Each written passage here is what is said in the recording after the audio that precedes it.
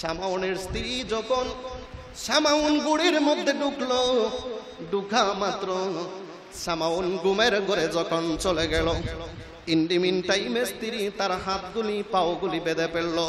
জোরে কি বলবেন না নাউজুবিল্লাহ।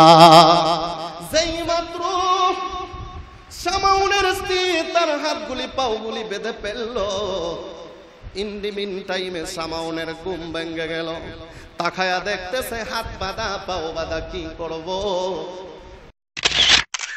হাদিসে আজিজ তাফসিরে হাজিজের মধ্যে ঘটনাটা এসেছে এবং অনেক তাফসিরের মধ্যে এই ঘটনাটা উল্লেখ করেছেন যে এক ব্যক্তি বনি ইসরাইলের একজন লোক ছিল শামাউন। কি নাম ছিল? শামাউন। তাফসিরে ইবনে কাসিরের মধ্যে ঘটনাটি নোট করেছেন।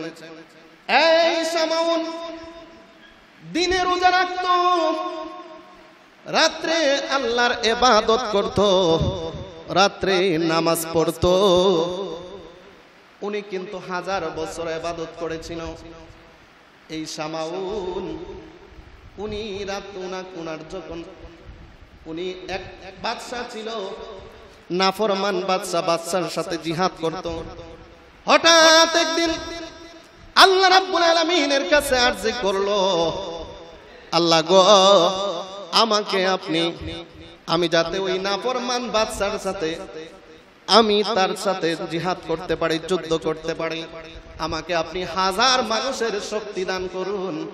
আল্লাহ ওনাকে 1000 মানুষের শক্তি দান করেছে। জোরে বলেন সুবহানাল্লাহ। এই শামাউনের কাছে ওই নাফরমান বাদশার কতগুলি সৈন্য সংখ্যা, পুলিশ বাহিনী, সেনাবাহিনী, কুবরা বাহিনী, যত বাহিনী রয়েছে সব বাহিনী আইসা যখন ওই শামাউনের সাথে যুদ্ধ করে, এক এক করে দেখা যায় শামাউন পানির মতো, বাতাসের মতো উড়িয়ে দেয়। জোরে বলেন সুবহানাল্লাহ। এই শামাউন নাফরমান বাদশার সাথে জিহাদ করেছিল। ওনার স্ত্রী কিন্তু একটা লোভী মানুষ ছিল। ওই বাদশা নাফরমান চিন্তা করলো কিভাবে কে শামাউনকে ঘায়েল করা যায়। আপনারা দেখবেন একটা মানুষ যদি একটা পরিবারের সাথে শত্রুতা থাকে, কিভাবে তার একটা মানুষকে ওই পরিবারের হাত করে ওই পরিবারকে ধ্বংস করা যায়, এরকম পদ্ধতি মানুষে গ্রহণ করে। কথা বলেন ঠিক কিনা? এজন্য শামাউনের স্ত্রী লোভী মানুষ ছিল। ওই নাফরমানের দল চিন্তা করলো শামাউনের স্ত্রীকে আমরা হাত করব। এক ইন্ডিমিন টাইমে শামাউনের স্ত্রীকে বলল, তুমি আমাদের কাছে চলে আসো, তুমি তোমার স্বামীর ঘরে সংসার করে কি লাভ করতেছো? তুমি তো অট্টালিকার মালিক হই নাই, তোমার স্বামী তো অনেক পয়সার মালিক, অনেক টাকার মালিক, কিন্তু তোমাকে কি দিয়েছে? ইন্ডিমিন টাইমে এই কথা বলা মাত্র শামাউনের স্ত্রী চিন্তা করলো, ঘটনা তো সত্য, ঘটনা তো ঠিক আছে, আমি কি করতে হবে? তুমি যদি তোমার স্বামীকে আমাদের হাতে তুলে দিতে পারো গো, তাইলে পরিমাণে তোমাকে আমরা অনেক স্বর্ণ মুদ্রা দিব। এবার শামাউনের স্ত্রী চিন্তা করলো, ঠিক আছে আমি স্বর্ণ মুদ্রা পেয়ে যাব, আমার স্বামীকে যদি তাদের হাতে তুলে দেই তাতে অসুবিধা কি? আমি তো অনেক স্বর্ণের মালিক হয়ে যাব, আমি তো অনেক টাকার মালিক হয়ে যাব। কিন্তু আপনারা জানেন লোভে পাপ, পাপে মৃত্যু। কথা কোন ঠিক না? ওই মহিলা লোভের মধ্যে পড়ে যায়, ডাক দিয়ে কয়, তোমার স্বামীকে তুমি ঘুমন্ত অবস্থায় হাত পাও বেঁধে ফেলবে, আমাদেরকে তুমি কবর দিবে, আমরা তোমার বাড়ি যাইয়া তোমার স্বামীকে আমাদের হাতে তুলে নিয়ে আসবো। বিবি তাই করলো। কিভাবে বেঁধে ফেলবো? আমি তোমাকে আমরা অনেক বড় রশি এনে দিব, দড়ি এনে দেব। ঠিক আছে মানলাম। ইন্ডিমিন টাইমে তাকে বড় বড় রশি দিল। শামাউনের স্ত্রী যখন শামাউন গুড়ির মধ্যে ঢুকলো, ঢুকা মাত্র শামাউন ঘুমের ঘরে যখন চলে গেল, ইন্ডিমিন টাইমে স্ত্রী তার হাতগুলি পাওগুলি বেঁধে ফেললো। জোরে কি বলবেন না নাউজুবিল্লাহ। যেই মাত্র স্ত্রী তার হাতগুলি পাওগুলি বেঁধে ফেললো। ইন দি মিন টাইমে সামাউনের ঘুম ভেঙে গেল। তাকায়া দেখতেছে হাত বাঁধা পাও বাঁধা, কি করব? ইন দি মিন টাইমে সামাউনের এত শক্তি, আল্লাহর কাছে চেয়েছিল, আল্লাহ গো আমাকে 1000 মানুষের শক্তি দান করুন। আল্লাহ কিন্তু ওনার আরজি কবুল করেছিল, বলেন সুবহানাল্লাহ। ইন দি মিন টাইমে সামাউন যখন এভাবে শরীরটা একটা মুসর মারলো, মারার সাথে সাথে ঠাস ঠাস করে এই রশিগুলি চিরে গেল। জোরে বলেন সুবহানাল্লাহ। এই টাইমে আবার ডাক দিয়ে কই, বিবি গো আমাকে তুমি কেন বেঁধেছিলে? বিবি ডাক দিয়ে কয়, স্বামী গো আপনি তো ইহুদির সাথে, বেদিনের সাথে, নাফরমান বাদশার সাথে যুদ্ধ করেন, 1000 মানুষের সাথে আপনি লড়েন, আপনার কেমন শক্তি আমি আপনার স্ত্রী পরীক্ষা করার জন্য এই ঘটনা ঘটিয়েছি। চিৎকার মেরে বলবেন কে নাকি নাউজুবিল্লাহ। ভিতরে শয়তানি, কিন্তু স্বামীকে বলতেছে আপনাকে পরীক্ষার জন্য এই ঘটনা করেছি। এবার তখন সময় কিন্তু সাকসেসফুল হয় নাই। এবার ওই নাফরমানের দল ডাক দিয়ে কয়, তুমি কি করলা? বলে, বেঁধেছিলাম কিন্তু উনি তো দড়িগুলি রশিগুলি চিরে ফেলেছে। কয় ঠিক আছে, আমরা তোমাকে শিকল এনে দিব। শিকল চিনেননি? দেখবেন রিক্সা বেঁধে রেখে অনেক কিছু বেঁধে রেখে, এই শিকল, লোহার শিকল, তোমাকে আমরা শিকল এনে দিব। ওই শিকলটা যখন তোমার স্বামীকে রাত্রে ঘুমের ঘরে চলে যাবে, তখন তোমার স্বামীকে তুমি বেঁধে নেবে। হয়তো পাঠের দড়িগুলি চিরে দিয়েছে, রশিগুলি চিরে ফেলেছে, কিন্তু লোহার শিকল তো কোনোদিন চিরতে পারবে না। বিবি রাজি হয়ে গেল। ইন দি মিন টাইমে যখন ঘুমের ঘরে চলে গেল, হাত পাও গুলি বেঁধে ফেলল। ডাক দিয়ে যখন ওই সামাউনের ঘুমটা ভাঙলো গো, ডাক দিয়ে কয়ে, বিবি আমাকে তুমি কেন বাঁধলে? ডাক দিয়ে কয়ে, স্বামী গো আপনাকে পরীক্ষা করার জন্য প্রথম রশি দিয়ে বেঁধেছিলাম, আপনি রশিগুলি বেঁধে ছিঁড়ে ফেলেছেন। এখন আপনাকে পরীক্ষা করতেছি, আপনি লোহার শিকলগুলিকে কিভাবে ছিঁড়েন। একটা মুচকি হাসি মারলো। মেরে যখন শরীরটা এভাবে একটা মুসর মেরেছে, সাথে সাথে দেখা যায় ওই শিকলগুলি টাস টাস করে ছিঁড়ে গিয়েছে। জোরে বলেন সুবহানাল্লাহ। আল্লাহর লীলা খেলা বুঝা বড় দায়। আপনি যদি আল্লাহর হয়ে যান, আল্লাহ কিন্তু অটোমেটিক আপনার হয়ে যাবে। কথা বলেন ঠিক কিনা? যেই মাত্র দ্বিতীয়বার কোনো লাভ হয় নাই, এবার মুনাফিকরা ডাক দিয়ে কয়, তুমি কি করলা? সাউনের বিবি কয়, আমি তো পারলাম না, লোহার শিকলগুলি চিরে ফেলেছে। আবার ডাক দিয়ে কয়, স্বামী গো এত শক্তি আল্লাহ তোমাকে দিয়েছে, তুমি বলো তোমাকে কি দ্বারা বাঁধলে তোমাকে আমি আটকাতে পারবো? স্বামী তো মনে করে স্ত্রী আমার সাথে মজা করে। এরকম মজা করে না আপনাকে এলাকা? জামাই মজা করে না? এরকম করে না? কথা বলেন না কেন? করে না? কথা বুঝতে সমস্যা হচ্ছে? গভীর মনোযোগ। যেই মাত্র বলছে, স্বামী গো আপনাকে কি দ্বারা বাঁধলে আপনাকে আমি আটকাতে পারবো বলুন? ডাক দিয়ে কয়, স্ত্রী তুমি আমার পরীক্ষা, তুমি আমার শক্তির পরীক্ষা করতেছো, তুমি আমার ক্ষমতা পরীক্ষা করতেছো। তুমি যা কিছু দুনিয়ার যা কিছু দিয়ে দুনিয়ার মধ্যে যত শক্তিশালী জিনিস রয়েছে আমাকে বাঁধো না কেন, কিন্তু তাল্লাহি ওয়াল্লাহি বিল্লাহ, আল্লাহর কসম তুমি আমাকে আটকাতে পারবে না। জোরে বলেন সুবহানাল্লাহ। যেই মাত্র ডাক দিয়ে কয়, স্বামী গো তাইলে আপনি বলেন আপনাকে কিভাবে আটকাতে পারবো? ডাক দিয়ে কয়, স্ত্রী গো। সামাউন একটা মুচকি হাসি মারলো, মেরে কয়, স্ত্রী গো তুমি আমার, ওনার কিন্তু মাথার মধ্যে চুল ছিল, 4টা বেনি ছিল, চুলগুলি কিন্তু ছুঁই ছুঁই অবস্থা ছিল। আমার নবীর সুন্নত মুবারক হচ্ছে লাস্ট পর্যন্ত চুল হয়েছে কাঁধ বরাবর। এই যে আমি রেখেছি, এটা হচ্ছে লাস্ট সুন্নত। 3টা সুন্নত পদ্ধতি চুল রাখা হয়। ওই দিকে আমি যাব না। ওই সময় কিন্তু এই বিধান ছিল না। চুলগুলি ছিল মাটি চুই চুই, 4টা বেনি ছিল চুলের মধ্যে, এত লম্বা চুল। ও বিবি, যদি তুমি আমার চুলগুলি দিয়ে আমাকে বাঁধো তাইলে আমাকে তুমি আটকাতে পারবা, নতুবা কোনোভাবে তুমি আমাকে আটকাতে পারবা না।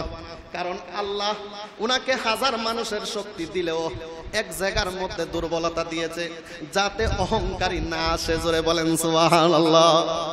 দেখবেন আল্লাহ সব মতো দেয় না, কথা কয় না, একভাবে না একভাবে আপনাকে দুর্বল রাখবো।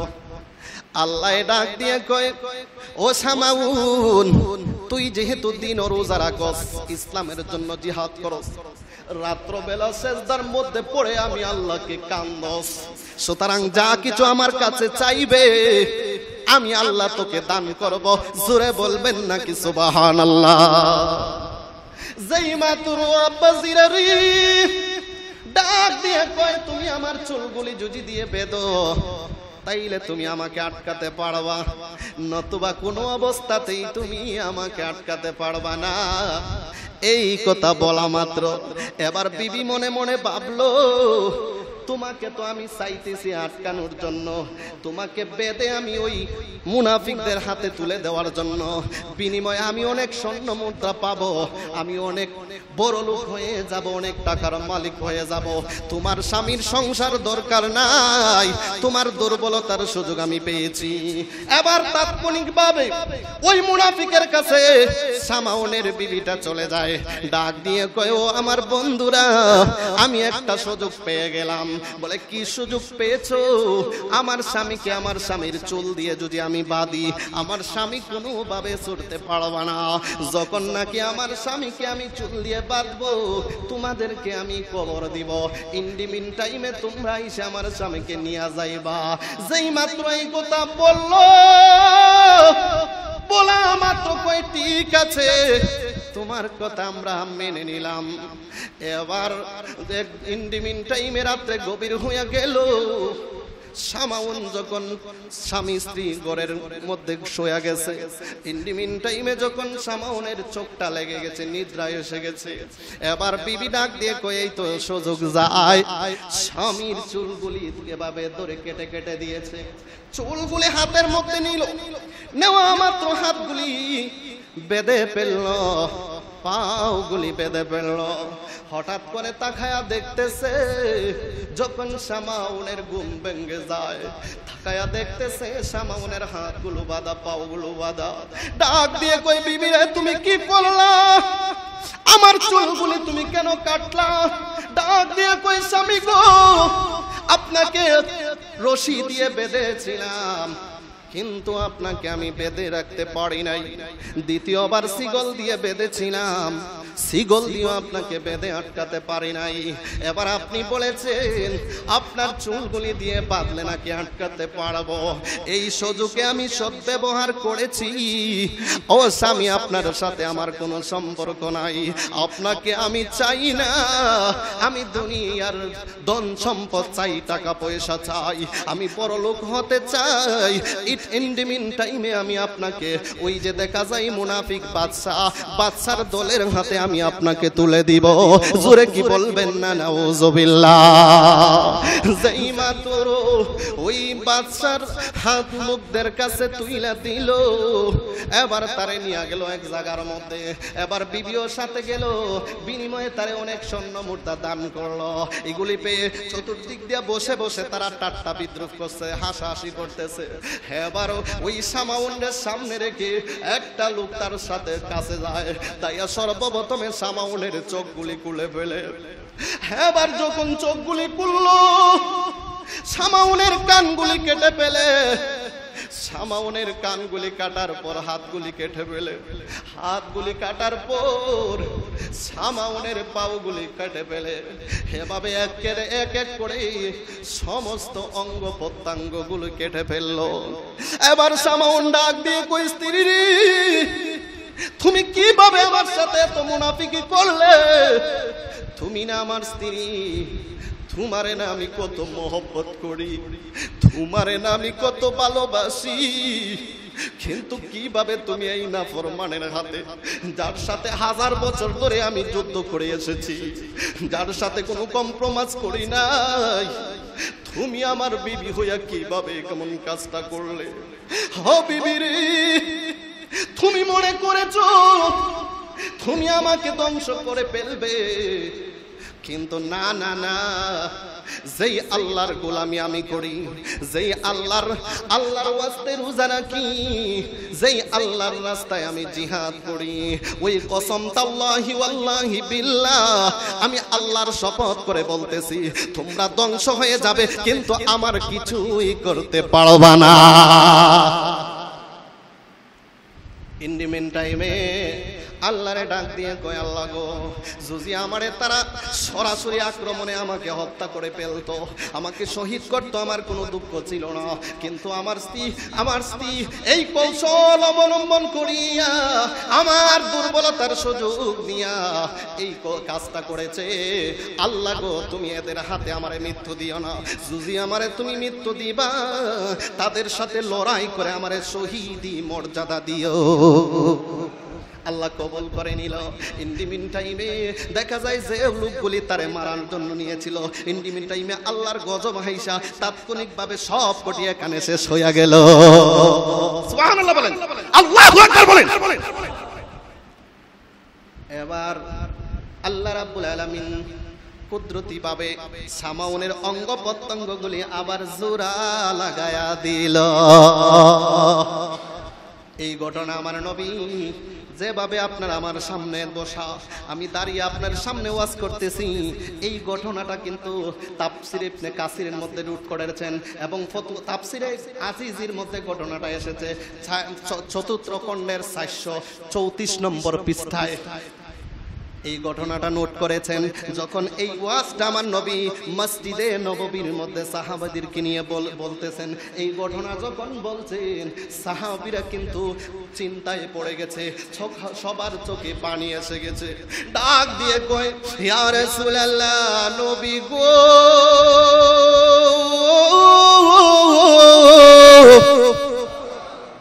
ও মায়ার নবীজি। তারা ওই সামাউন 1000 বছর হায়াত পেয়েছিল, কিন্তু আপনার উম্মত 40 বছর 50 বছর দুনিয়া থেকে বিদায় হইয়া যায়।